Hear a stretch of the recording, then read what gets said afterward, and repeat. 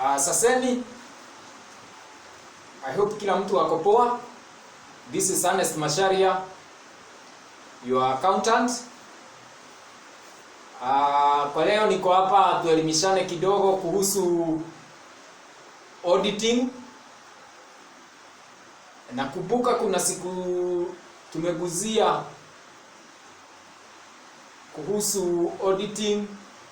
So niko hapa kwa sababu most of your companies, your financial year ends on 31st December. So I'm here kwa sababu ya hiyo. So have some few minutes kunisikiza, tuelimishane, tusaidiane. And I hope at the end of the episode utakuwa at least umepata kitu hata kama ni kidogo yenye itasaidia kampuni yako ama your business. So kama ndio mara yako ya kwanza unajiunga nasi, kindly subscribe, like, watch the other episodes zenye tumekuwa nazo za auditing, share to as many people as possible, ndio sisi wote tusaidike pamoja.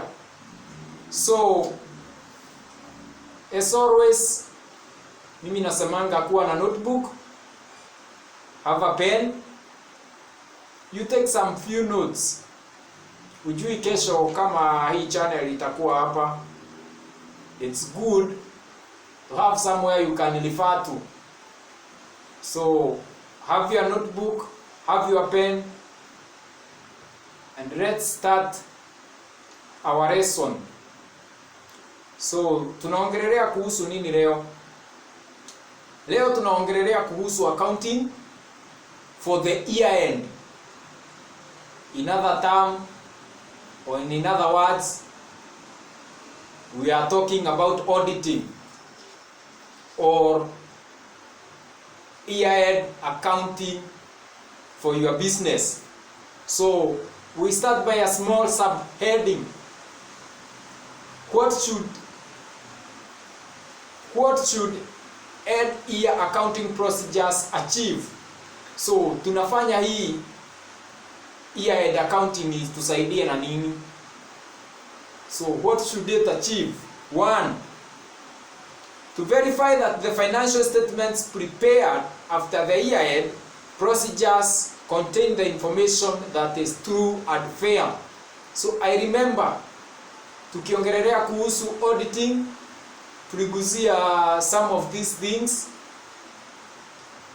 So financial statements lazima ziportray the true and fair picture of your business. 2. End-year accounting procedures help to detect errors in the books of accounting kept through the year. So pia zitakusaidia at the end of the accounting, itakuwezesha to identify the errors that you've made through the year, and you can rectify them. And in this current financial year, hutafanya the same mistake or the same errors zenye ulifanya the last accounting period. So hiyo pia itakusaidia sana. 3. To make sure that all the items of income and expenditure are recorded on accrual basis. To make sure that all the items of income and expenditure are recorded on accrual basis. So they must be well recorded, so that you are in a position to achieve good fruits.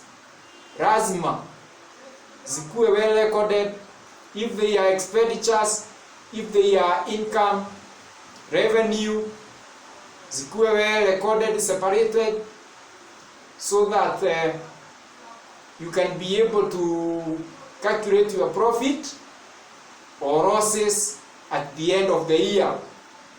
Number 4, to make sure that the ledger balance that are transferred from one financial year to another are accurate.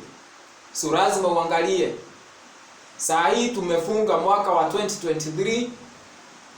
Lazima uverify if the balances of the year end 2022 are correctly recorded. Ndio pia zikupe the balances or the accurate balances for the year ended 2023. So when should you carry them out?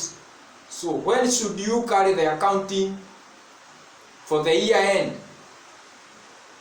As the name suggests, year-end accounting procedures are carried out after the financial year ends, but before the financial statements are prepared. So, lazima you go through all the financial records so that you can have accurate financial statements. So, here I have the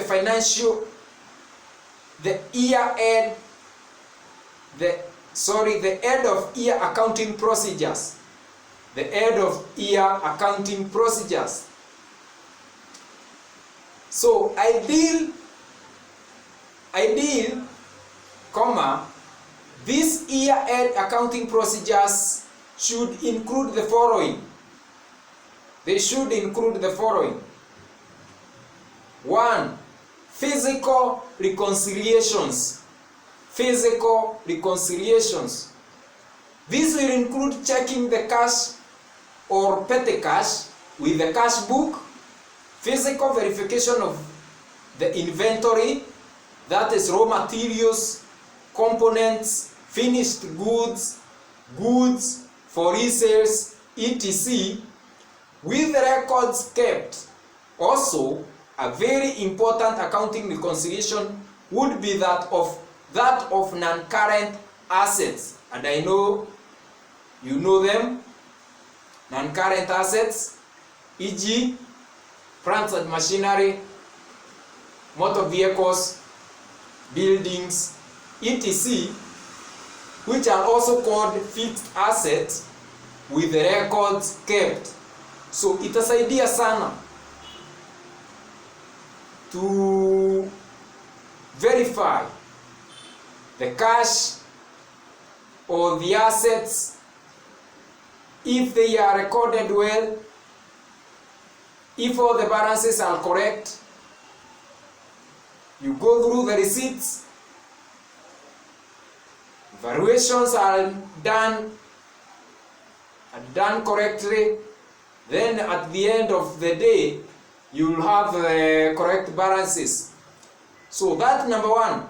2. Other accounting reconciliations. That was physical. So number 1 tumesema physical reconciliation.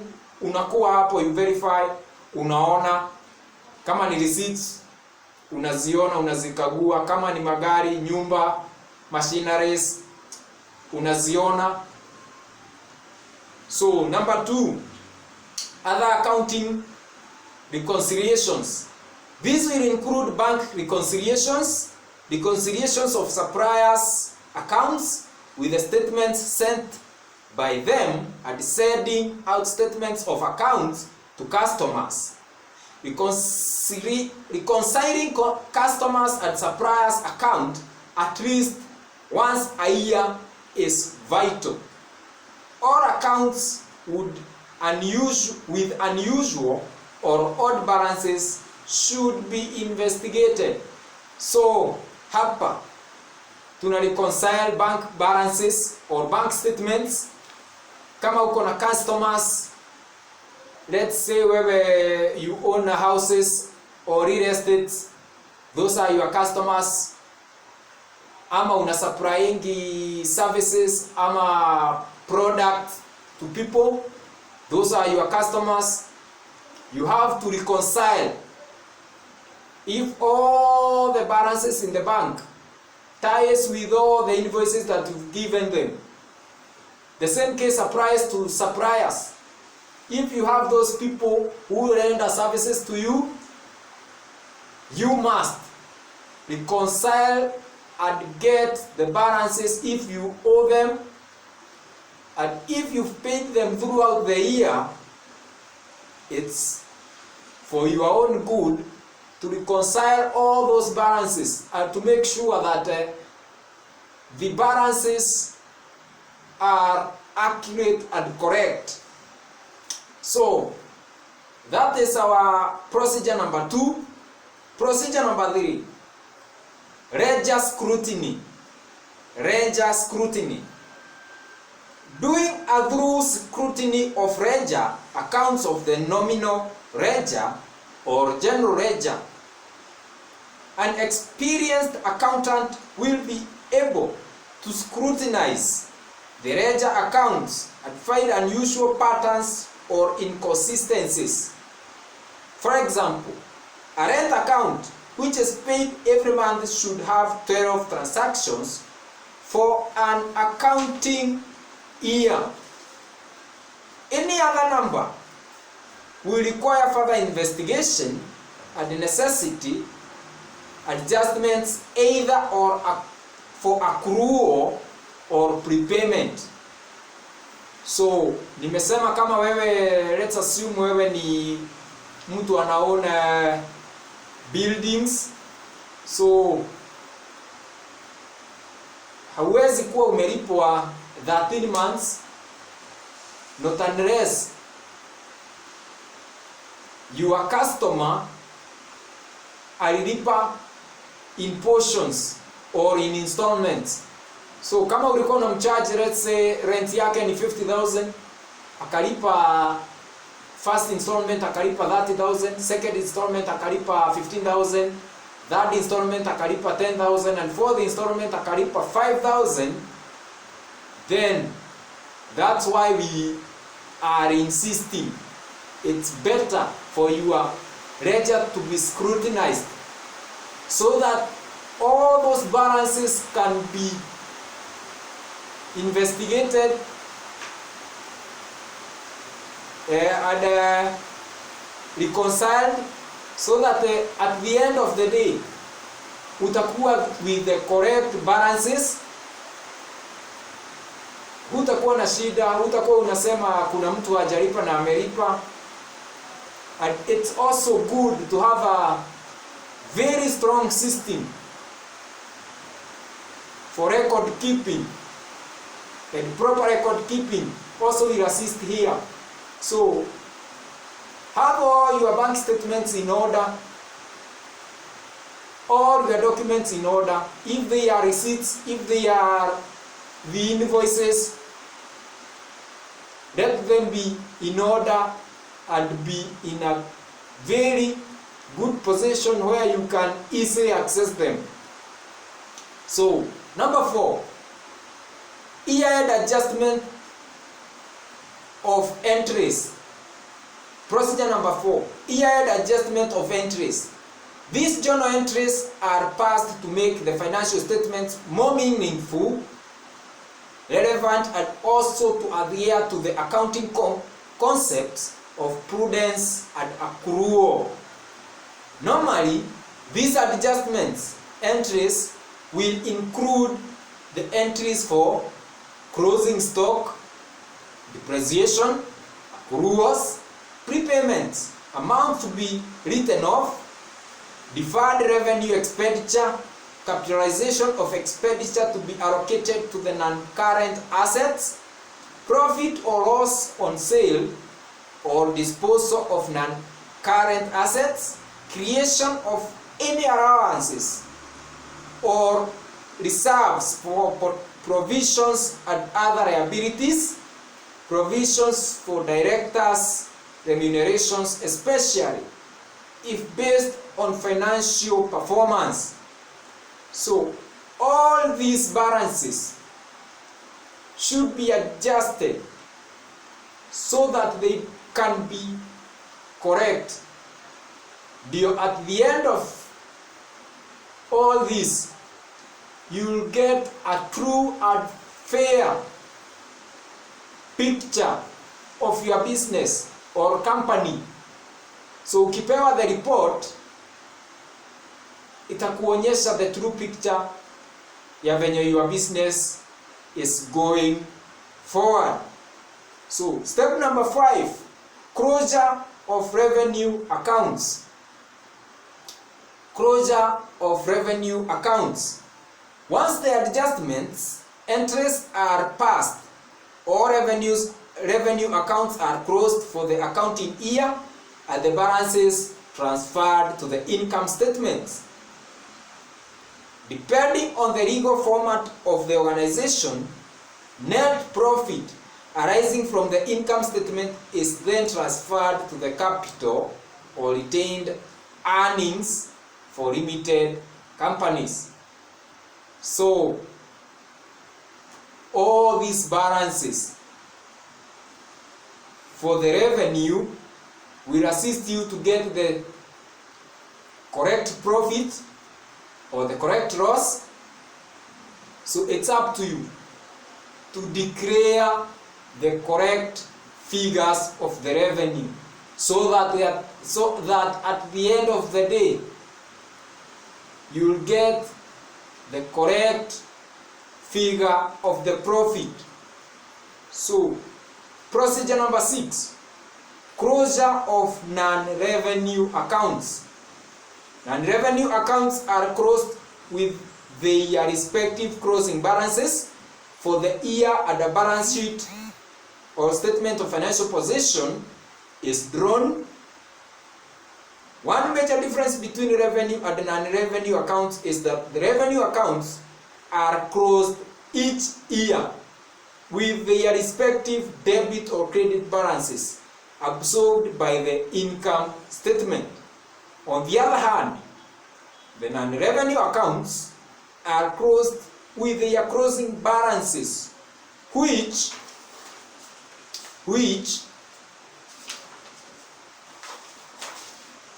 becomes their opening balances for the next financial year. All revenue accounts will be opened afresh without any opening balances for the next financial year. So hauwezi kuwa na opening balance ya sales, huwezi kuwa na opening balance ya revenue, so huwezi kuwa na opening balance of the income yenye ulipata last month. So at the end of every financial year tunafunga hiyo account ya revenue na tunafungua ingine at the beginning of the financial year. So those are the 6 procedures your accountant or auditor is supposed to take whenever your financial year comes to an end, so that you can be able to get the report on whether your business is heading to the right direction, that is in terms of profit or loss, to know where the errors are, where there are risks, so that you can be able to minimize the risks, so that you can be able to reduce the errors. Also, on the side of expenses, it will give you the true picture on which expenses are the highest, and also where is the most revenue being generated. You concentrate on the areas. So kama utafanya all this at the end of the year, wewe utakuwa tu na imagine, my business is doing fine, I'm heading the right direction, kama ninaweza kuimanage, so haina shida. But it's good for you to be in a position, kama utaulizwa, how is your business doing, you have an evidence that your business is a going concern. So haitafika mahali na anguka, So it's good, na nimeinsist hapa kwa hii channel, it's good for your business to be audited. Just look for a qualified accountant or a qualified auditor. Kana yeye chini, msikizane. It's not expensive. And if it's expensive, remember it's worth it. Yes, it's worth it. So it's for your own good. Najua hutalipishwa pesa mingi, and at the end of the day utakuja kunishukuru baadaye. So for that, make arrangements, have your books of accounts audited, get the report of your business, and from that report you'll be in a position to understand your business more. Na kama wewe huwekangi records, it's high time. Start keeping records for your businesses. Make arrangements on how to keep records, so that at the end of the day utakaa chini kufanya hesabu na akili. You'll have those documents with you. You verify, you have the accurate figures, you get the correct amount of profit or losses or expenses that you've used, and at the end of the day utaona biashara yako ikigrow. So for that small and useful information, remember to subscribe, kindly subscribe, kindly share, like and comment, and remember to audit your books of accounts. Thank you very much. Have a nice time. Thank you.